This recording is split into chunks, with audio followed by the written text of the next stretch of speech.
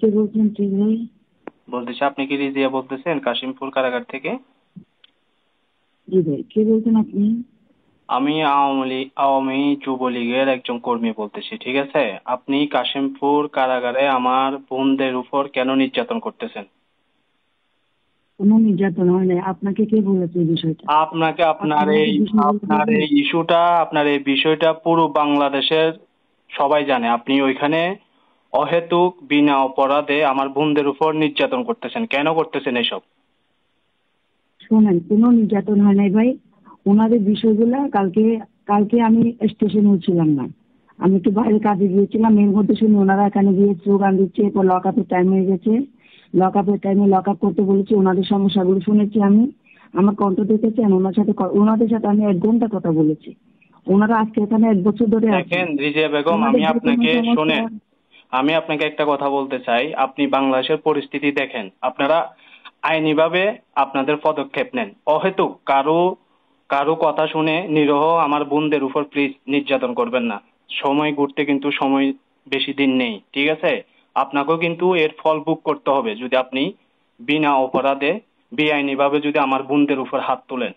এটার খেসারত। আমি কখনো মানুষের উপর নির্যাতন করি না ভাই। আপনি শুনেন আমার কথা শুনেন। আমি এখানে এখন না, আজকে ওনারা যেটুকু করছেন এগুলো স্যারেরা আমাদেরকে যেভাবে বলেছে, আমরা যা ওনাদেরকে ওনাদেরকে পাঠানি দেওয়া হয়েছে কয়েকজনকে, কারণ ওনারা লখাতে যাচ্ছিলেন না। ওনাদের সমস্যা হচ্ছে মামলা। ভাই মামলা কি আমরা দিই?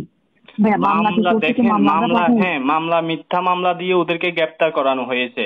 ঠিক আছে, এই বিষয়গুলো আপনারা করানো হয়েছে, অবশ্যই সেটা আপনি প্রত্যেকটা হচ্ছে পুলিশ এখন সদস্য, জানেন। প্রত্যেকটা কনস্টেবল থেকে শুরু করে এসআই এসপি সবাই জানে যে মিথ্যা মামলা হাজার হাজার নেতা কর্মীকে গ্রেপ্তার করতেছে। তাহলে আপনারা এখানে কারাগারে ওদেরকে কেন নির্যাতন করবেন? ওদের কি অপরাধ? নির্যাতনের কি আছে? নির্যাতন ওনাদেরকে লকআপে যাবে না, উনি লকআপে যাবে না, হয়তো মারা হয় নাই। ওনাদেরকে কিছু করে না, ওনাদেরকে 1 ঘন্টা ধরে বুঝাইছি আমি যে বললেন আপনারা যান, আপনারা ওয়ার্ডে চলে যান, আপনাদের সমস্যাগুলো ঊর্ধ্বতনকে জানাবো আমরা, আপনাদের সমস্যা আমরা বুঝতেছি। মামলা তো আমরা কোর্ট থেকে আমরা মামলা পাঠাই না। ওনাদেরকে ওয়ার্ডে পাঠাই দিয়েছি, যেতে চাচ্ছে না, সবাইকে ধরে ধরে ওয়ার্ডে পাঠাই দিয়েছি, এইটুকুই। ওনাদেরকে কিভাবে কে নির্যাতন করছে? ওনারা কি বাইরে রাত কাটাবেন? আপনারা, আমি জানি না কারাগার সম্পর্কে, কারাগারে কি বাইরে রাত কাটানো যায় লকআপের সময়? আচ্ছা, যাই হোক, শুনেন নির্যাতনের প্রশ্ন আসবে কেন ভাই? ম্যাডাম, আমি শুনেন ভাই, আপনাকে আমি এখানে 1 বছর ধরে কাজ করতেছি। আমি আমি বুঝছেন, আমার চাকরির জীবনে আমি কখনো মানুষের প্রতি অমানবিক হই নাই। কে কি করে আসছে সেটাও আমি দেখি নাই। দেখেন, কারণ আপনি আমি আপনি আপনি ফেসবুকে বা সোশ্যাল মিডিয়াতে আপনি দেখেন, আপনার এই বিষয়টা পুরো বাংলাদেশে সবার হাতে গিয়ে পৌঁছেছে। আপনি যে ওইখানে কাশিমপুর কারাগারে নির্যাতন করতেছেন আমার বোনদেরকে, এই বিষয়টা এখন মোটামুটি বেশারকম সবাই জানে, ঠিক আছে? এ টু জেড, তৃণমূল থেকে শুরু করে উপরস্থ সকল নেতাকর্মী, আওয়ামী লীগের সবাই জানতেছে আপনার বিষয়টা। আপনি ওইখানে আমার বোনদেরকে নির্যাতন করতেছেন, যার কারণে আমি আপনাকে ফোনটা করছি। আমি নির্যাতনের যদি প্রশ্ন করেন, কোনো নির্যাতন হয় নাই। ওনারা যেভাবে করতেছিলেন, জাস্ট ওনাদেরকে ওয়ার্ডে পাঠিয়ে দেওয়া হয়েছে লকআপের টাইমে জাস্ট ধরে ধরে ওয়ার্ডে নিয়ে যাওয়া হয়েছে। ওনারা ওয়ার্ডে ঢুকতেছেন না। তো আমরা কি কারাগারে ওয়ার্ডে বাইরে রাখবো? আমরা তো তাও তো ওনাদের গায়ে তো হাত তোলার জন্য আমি বলে দিয়েছি কিছু করা যাবে না, 2 জন 3 জনকে ধরে ধরে ওনাদেরকে নিয়ে যান, দরকার হয় পুলে করে ওটাকে তুলে নিয়ে ওয়ার্ডে নিয়ে যান। আচ্ছা, যাই হোক, আর কি করবো ভাই? চাকরি করতেছি ভাই। শুনেন আমি আপনাকে চাকরিটা বলি। 1 বছর ধরে আছি। আপনি আপনাদের যারা আছে এর মধ্যে তো জিজ্ঞেস করেন। আমি শুধু বলেছি আপনাদের বলেন, আপনাদের খাওয়ার সমস্যা, আমাদের এখানকার সমস্যা, কেউ আপনাদের কাছ থেকে টাকা পয়সা দিয়ে দূর করে অন্য কিছু করতেছে, শুধু এটুকু বলেন আমি আজকে চাকরি ছেড়ে দিয়ে চলে যাব। আমি এভাবে চাকরি করি নাই ভাই, বুঝছেন? এভাবে চাকরি করি নাই।